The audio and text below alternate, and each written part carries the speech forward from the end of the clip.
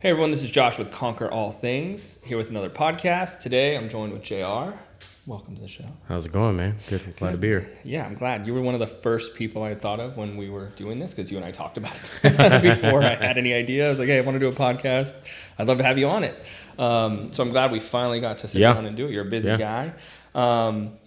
So we're always going to start with just an intro from you, just so people know, who you are, what you do, and just a little bit about kind of purpose, like why you do what you do. Yeah. So my name is JR, and right now I am the pastor at South Hills Church in Burbank, and been there for 3.5 years, but been working in local churches for the last almost 14 years. And so most of my, I would say, adulthood has been in that space, with a few years outside of that space. But I think for me, kind of how I ended up there and still am there, is just when faith became a really important thing to me. I had a hard time imagining kind of waking up and doing anything else, right? So for me, I kind of boil purpose down to what's the thing that regardless of what time of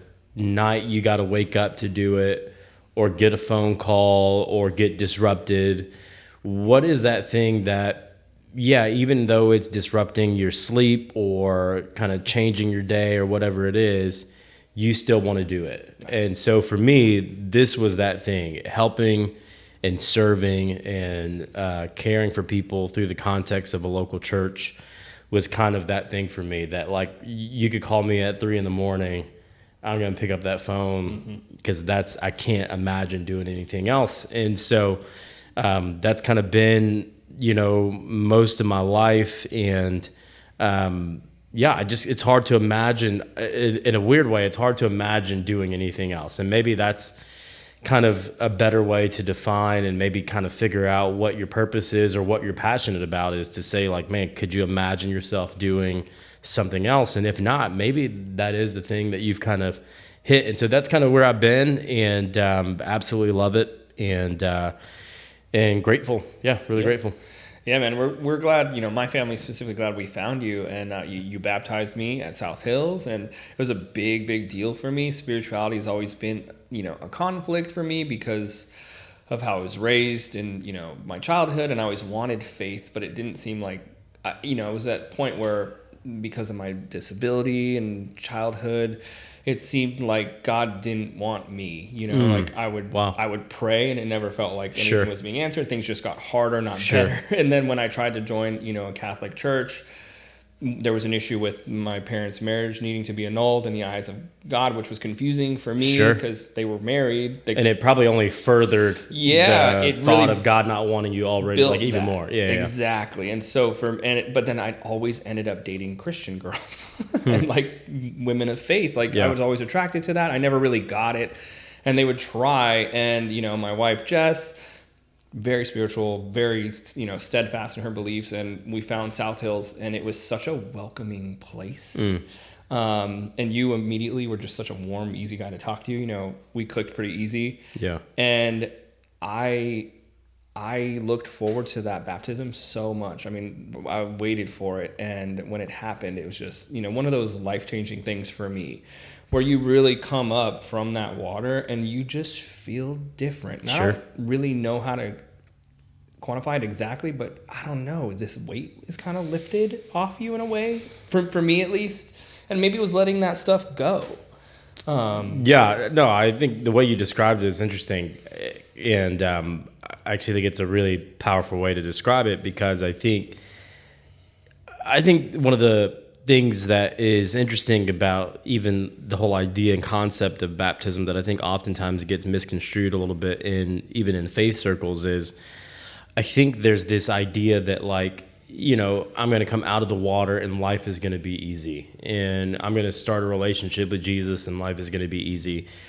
And that couldn't be further from the truth. But what does happen is you come out of that water and that experience of fully surrendering your life to Jesus, and now it's about, I truly don't have to go through life alone. And I think that becomes the weight that is lifted off of people. Because, and look, everyone's on a journey. So like, there are probably people who are watching this or listening to this that don't believe in God or aren't religious in any way. But I'll be honest, for me, it's hard to imagine going through certain things in life without faith. Mm-hmm.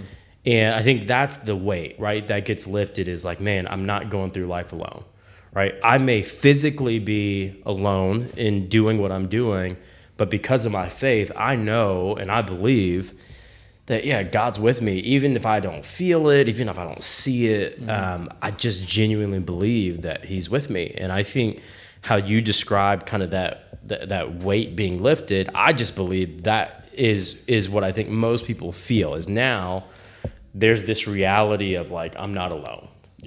Yeah. I think you're right. That loneliness is real, and especially in hardships or obstacles, sure, in seasons, right? Those difficult seasons, that loneliness can get so heavy. And when you have that conflict with faith, for me, like, it just felt like it got heavier and heavier, and it was really that release. And you think you're right, that kind of lift. And then to your point too, after, it's kind of like, all right, everything's gonna be great now. And then what I ran into personally, my brand is conquer all things. The tagline is dictate your own outcome. It's on you all the time, bro. Sure. And now it's realizing that it's not. And it's that, you have to do the work, right? Like, you have to do the work. It's not done for you, but there's a plan, there's a mission, there's a purpose beyond you. And it's taken me probably the last year through Bible study at church and through talking with you to really understand that there is me, and then there's God. It's his plan. And I think that leads into the next part I'd want to talk to you about, is which walk the path. Yeah. Because it was something that you talked about last year. Yeah. And it resonated so much with me, and I've been bugging you about it on a weekly basis since then.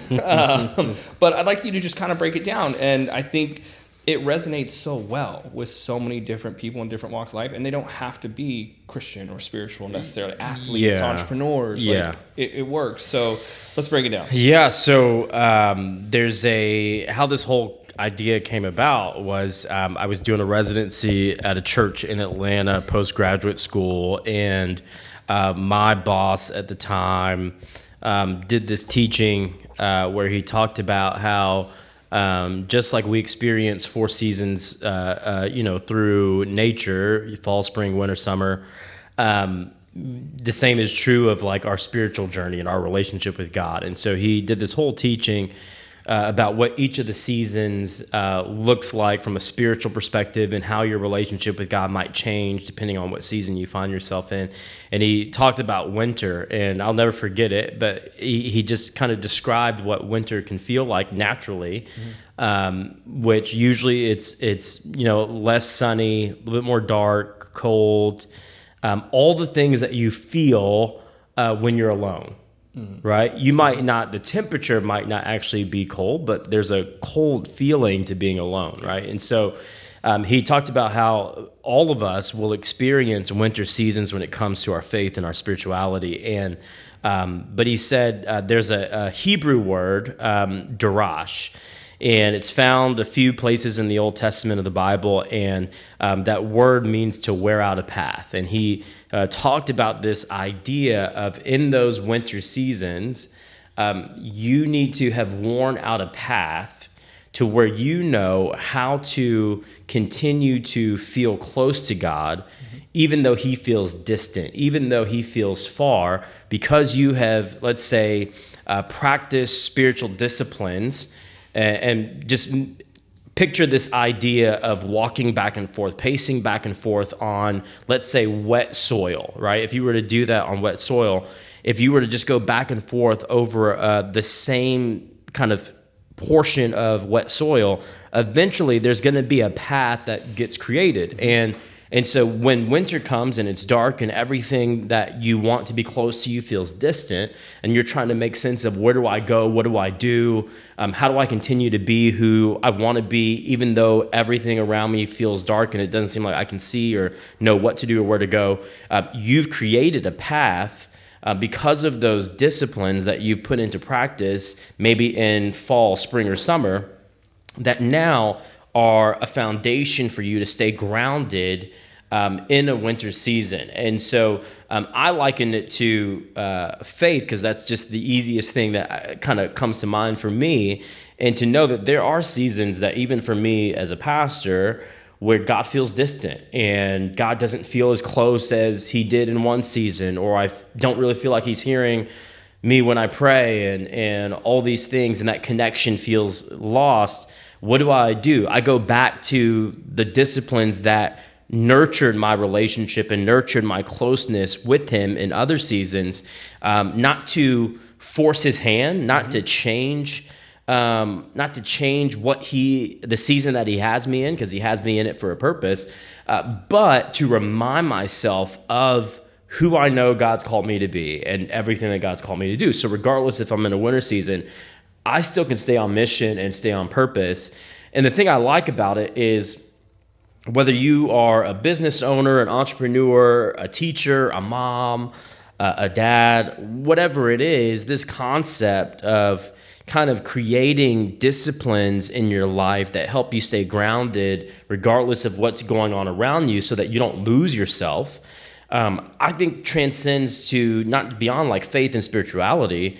I think it's every industry. If you're trying to be the best version of yourself, we all have to have something that grounds us, because I think about things that are out of our control. You think about the pandemic and things like that, all these crazy things that are outside of our control.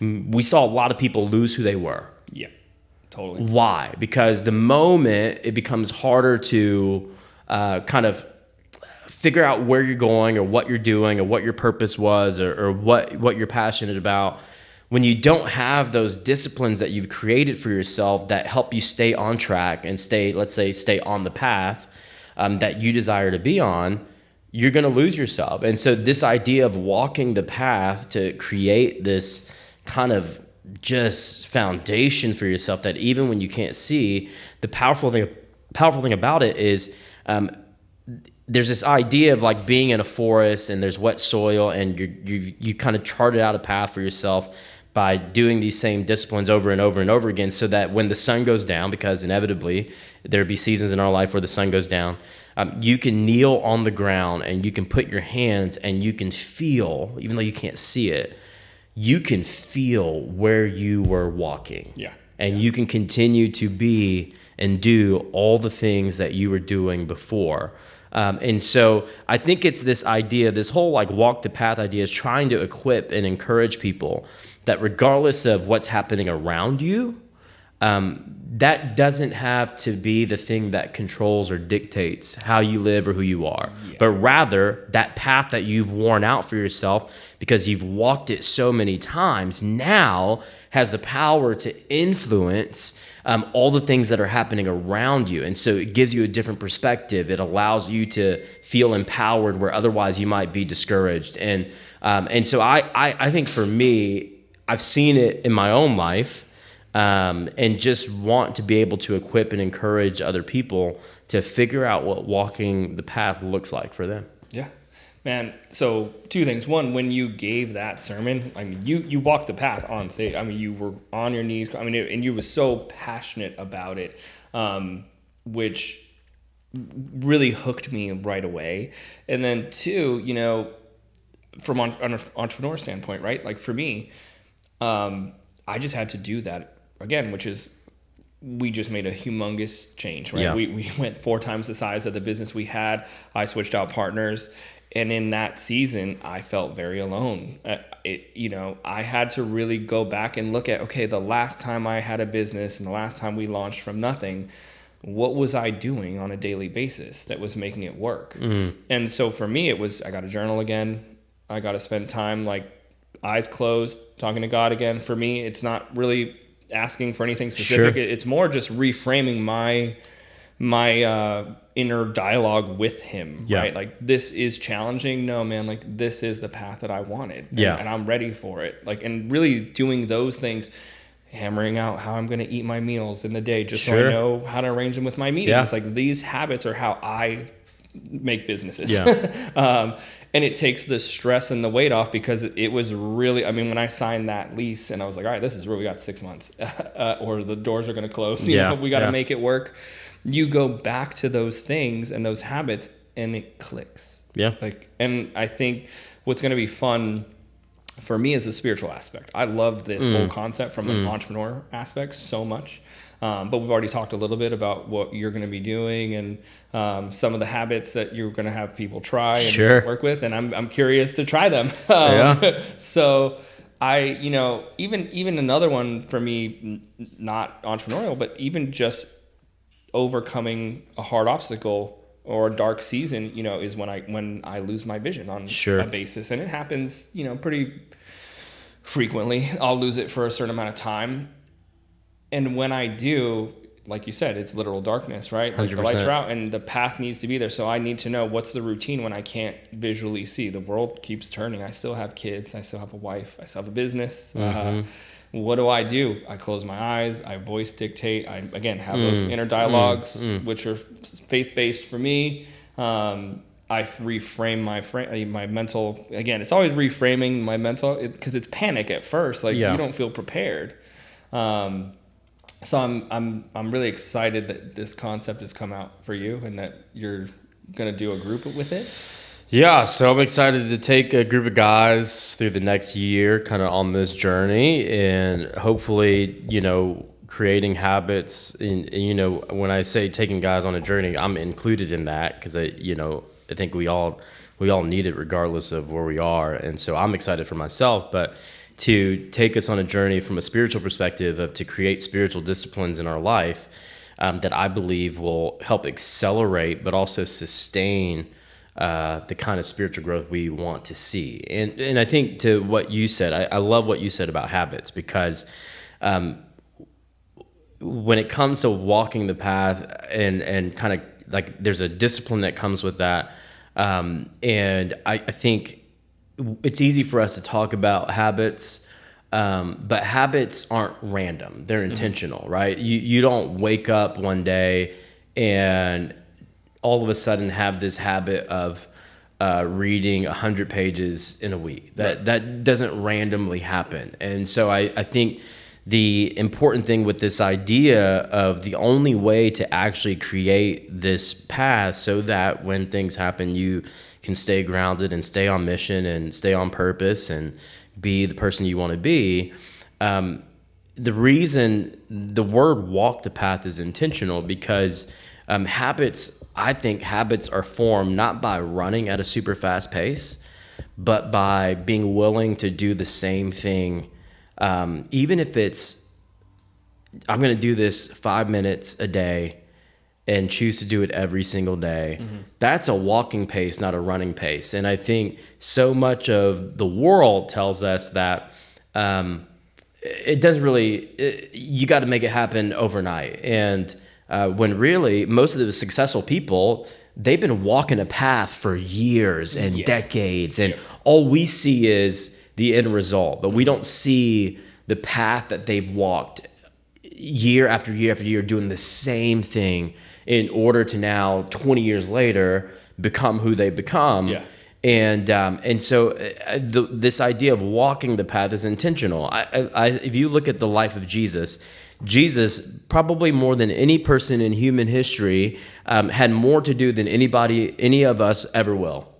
Yet the thing that I always admire about Jesus is when you look at him, he was, even though he stayed on mission and on purpose, he was always willing to be interrupted. There's story after story. You could look at almost every miracle that Jesus performs in the Bible involves him being interrupted, meaning he's going to stop what he was doing or where he was going to do that thing. And so even through the life of Jesus, there's this idea of like, he's not, his pace is not running or sprinting, but it is a pace of walking. And there is there's not a hurriedness to Jesus. And if there was anyone who should have been in a hurry, it would have been him. And so if he's not even in a hurry, then I think we have to evaluate kind of why do we desire for these things to happen overnight? And so that's why this idea of walking the path, I think, is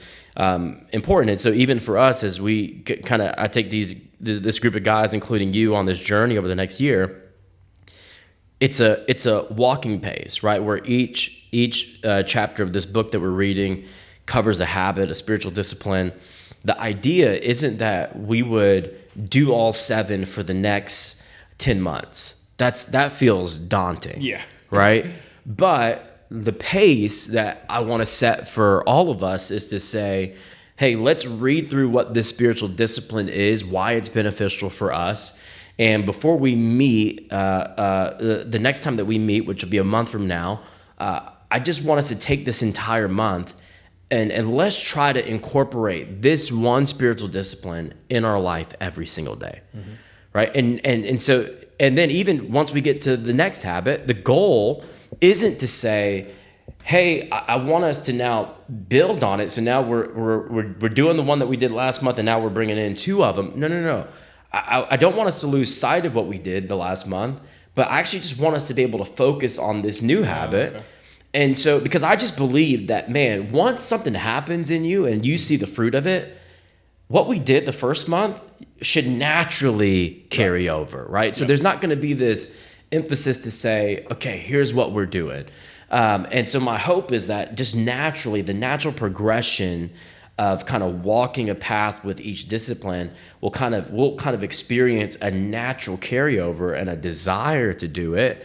Because I think that's really what this is about. Whether you're an entrepreneur, whether you're a business owner, and you're trying to build a business or a brand, I think the best thing that you can do is to not try to do everything all at once, but to how do you cultivate and build a foundation for the things that you're passionate about when it comes to your purpose, the things that you know you have to do in order to get to where you want to go. How do you create those things in such a way for you that you naturally want to do those things? They don't feel like a have to, but they feel like a get to. Yep. Man, I get to wake up and try to figure out this business and how it's going to work or where this money's going to come from. That doesn't feel like a have to for me. That feels like, man, I get to do that, right? And so how do we turn these disciplines from I have to do that to no, I get to give the first hour of my morning to God. Mm-hmm. As crazy as that sounds, I get to do that.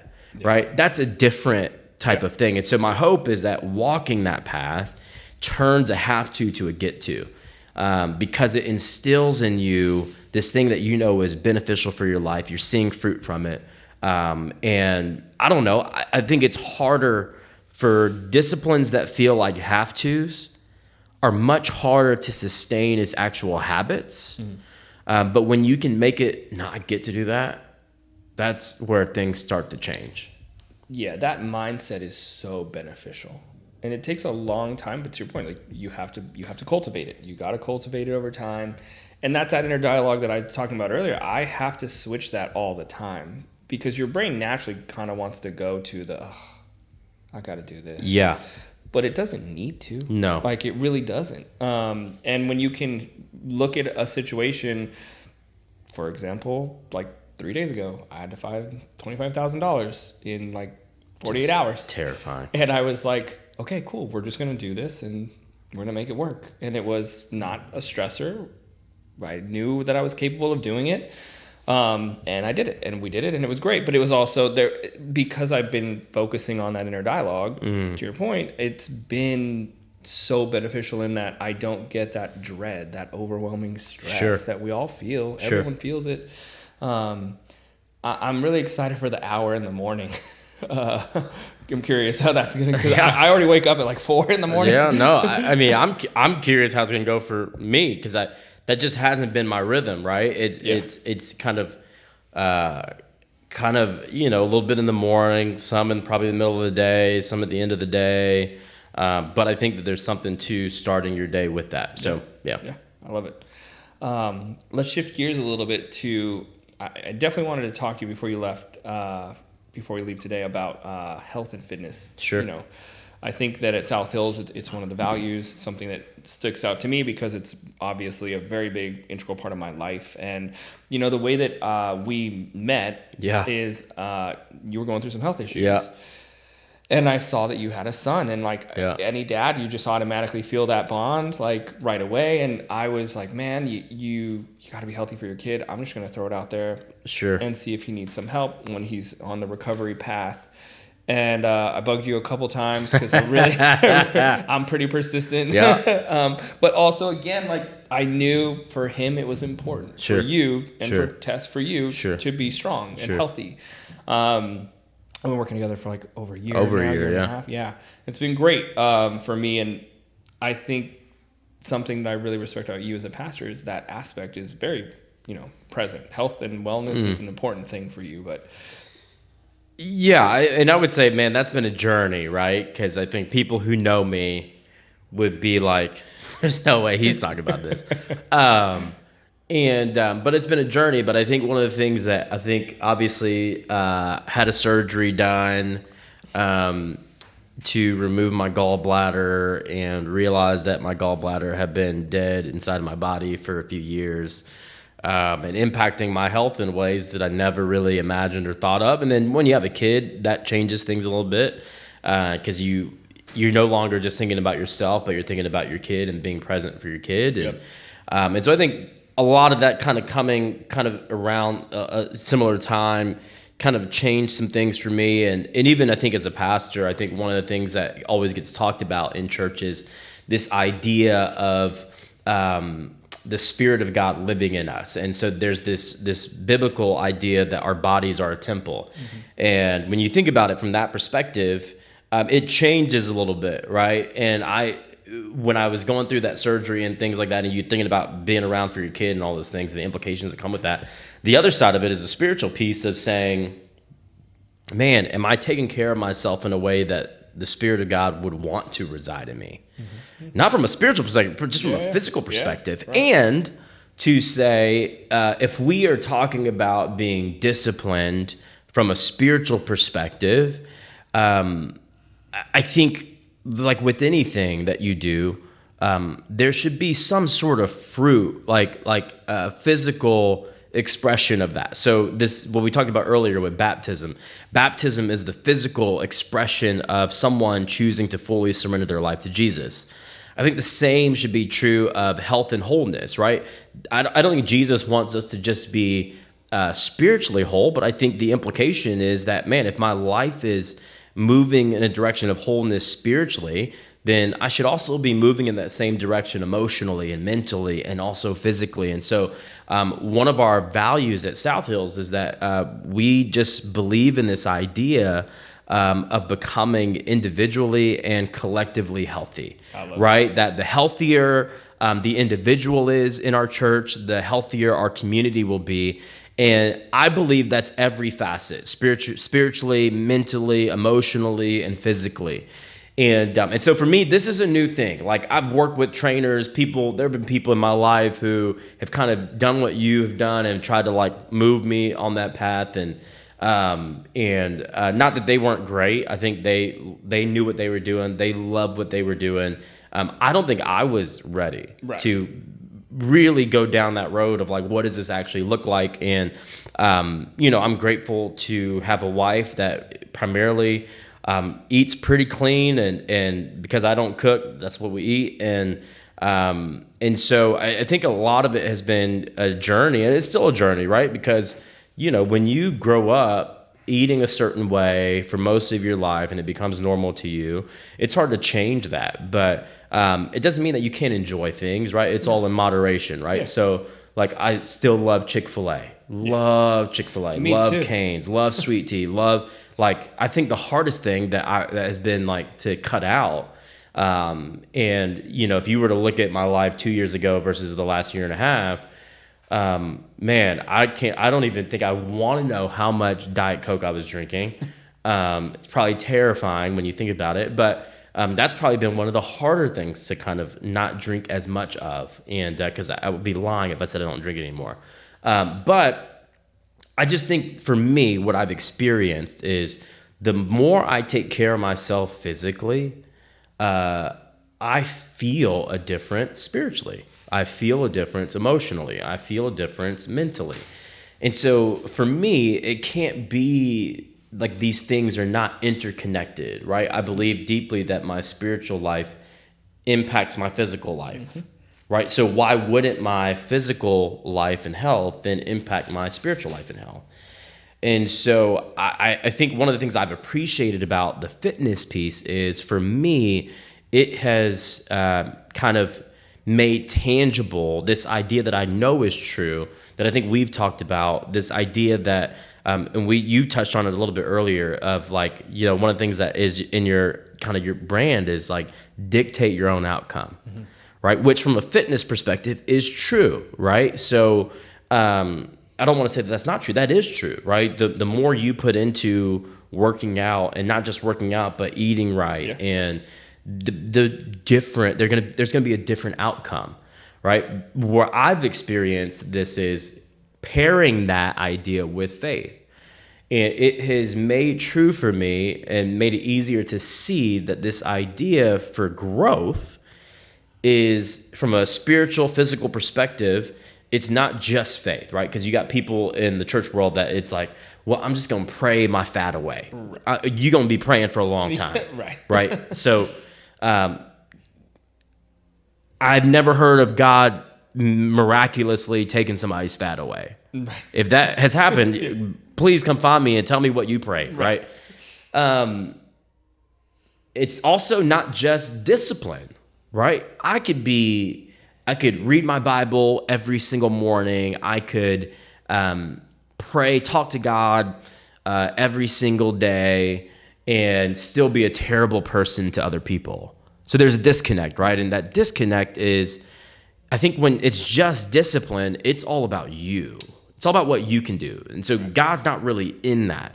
Even though you're reading about him, you're talking to him, he's not really in that. And so for me, what I've experienced through the physical health aspect of like really going on that journey is this idea that growth from a spiritual, physical perspective is really about faith and discipline. So faith plus discipline equals growth. So if I read my Bible every day from a perspective of then adding faith to it, and the faith piece when I read my Bible is saying, God, would you help me see this book and what I'm reading through the lens of what you want me to hear or what you want me to read? I think we read a lot of things to get what we want out of it, totally. Right? So I could do that, but the faith piece comes in and say, God, I don't want to read this so that I start to justify how I'm living or my decisions or my choices. I want to truly read this from the perspective of having you truly speak to me through this. And even if that means you asking me to live differently based on what I'm reading, that's what I know I need. And so faith plus discipline equals growth. And that's what I've been able to experience through this physical health piece, kind of being far different than I think it's ever been in my life. And it's kind of, again, not happening overnight, but a path that I've been walking on. And I think it's been helpful to have someone who knows what they're doing. One of the things I admire about what you do when I see you not work with me, but work with other clients that you have, because when I'm here, one of the things that I've found so fascinating about your gym, and I think all the trainers here do a really good job of it. Every client is so different. Yeah. Whereas I feel like gyms that I've been a part of in the past, everyone kind of looks the same. And for me, something's not right when everybody looks the same. And I think the same is true of church, right? So like if everyone looked the same in our church, I would feel like we're not doing something right. Right. The same is true in a gym. Like, man, if everyone starts to look the same, something's not right here. And so the thing I admire about your gym and what you do and a lot of the trainers at the gym, it is clear that you guys have figured out, how do we serve every person? And you guys are literally helping people walk the path. Because I see every type of person in this gym at every point of the journey. And I think that's a really beautiful, powerful thing. But, I didn't expect to come to the gym and start working with you and in 6 months, be ripped. Even though I'm sure if I asked you, hey, how do I get ripped in 6 months? you would say, here's what we need to do, and you would have a plan for it, which would be amazing, a plan that I would not want to do, which is why I haven't asked that. Right. And but I think there is a principle in just saying, I want to just be able to commit to being here 3 times a week. Can I do that over an extended period of time? And then after kind of laying down that path for a while, it's like, okay, now I want to go a little bit deeper. And how do we start to chip away at some of these things? And so the physical component for me has just opened a whole new door and made so many of these things that I understood spiritually be way more tangible. But it really comes down to this idea of faith plus discipline, I think, equals growth. And whether you are a religious person or not, you got to figure out what that faith component is for you, right? And so I think it's not just discipline that's going to help you grow, but you got to have something else that's bigger than you that kind of helps you kind of keep moving. I love that saying. We've talked about it before, and I think we're coming from the opposite perspectives. I know discipline. Sure. I can do that no problem. I'll eat chicken and broccoli every day, all day. I can do those things, but you don't grow in that way. You're just sort of stuck in this one spot being disciplined without that faith. And to your point, it doesn't need to be spiritual. One of my first tattoos was faith on the back of my neck. And at the time, it wasn't meant spiritually. It was more inner faith, faith in the people around me, faith in a purpose and in a mission. And if you don't have a faith aspect to it, you're kind of just spinning your wheels. Sure. You can be disciplined. Sure. It's that consistency wins. You can consistently do the same thing and get nowhere. And so those two aspects together are perfect. And now I want to explore that spiritual side more. Sure. I love that. And I want to add that to that discipline side that I have, because I think, for me, it's just been a want, something I've just always sort of wanted and longed for. And to your point too about the gym, we welcome all levels, all goals, all backgrounds. And I mean that when I say it. Yeah. That is definitely how we run it. That's how I want to work with. If you want to work, you want help, I want to work and help you, and I'm glad that you feel that here, because it's important to me. That culture is a big deal. It's real. And it's been great to, even have, your wife come in, who's also a beast. Yeah. Zai hanging out. Like now when I see him at the gym, we get a little flex and to tell me he wants to come to the gym. Yep. And I think as a parent, you want your kids to see you in that room. And it's something that I wanted for you. Like, I think Zai seeing you working hard, seeing Tessa working hard is so good for him at such a young age. I agree with that. And that's why, I always have E here. Yep. He's running around. I just want them to get comfortable in this place. And I think he's pretty comfortable. Yeah. Zai's pretty comfortable here now. He has his own little friends and he knows everybody. Yep. So it's that community aspect that we're definitely, happy that we've been able to, and so happy to have you guys in it with us. So, all right, man, let's wrap it. But I want to maybe meet again in 4 or 5 weeks. Sure. And let's chat and see how some of the Walk the Path stuff is going. We'll love that. Do a recap and we'll love that. Circle back. All right, so you follow JR on socials? Yeah. All the socials. All the socials? Yeah, Quincy Carmichael, JR. That's my Instagram handle. That's where probably I spend the most time in the social media space. And if you are skeptical about faith, if you are looking for a church, we would love to have you. And here in Burbank, and just come by anytime. We don't take ourselves too seriously. We take our faith seriously, but we don't take ourselves too seriously. And so, there's not a dress code or anything like that. You just kind of come as you are. But we love to have you, and man, look forward to connecting. Yeah, South Hills, Burbank, I couldn't recommend it enough. Look, everyone's welcome, just how we welcome all goals, all backgrounds, all levels, so do they. And that's in alignment completely with us. I mean, you will see people from all walks of life. Yep. Everyone is welcome. Everyone is talked to. I mean, it's right when you walk up to the door from beginning to end, you feel at home. You really do. So check them out. Follow me on social, conquerallthings.com. Thanks for being with me today, and we'll talk to you guys next time.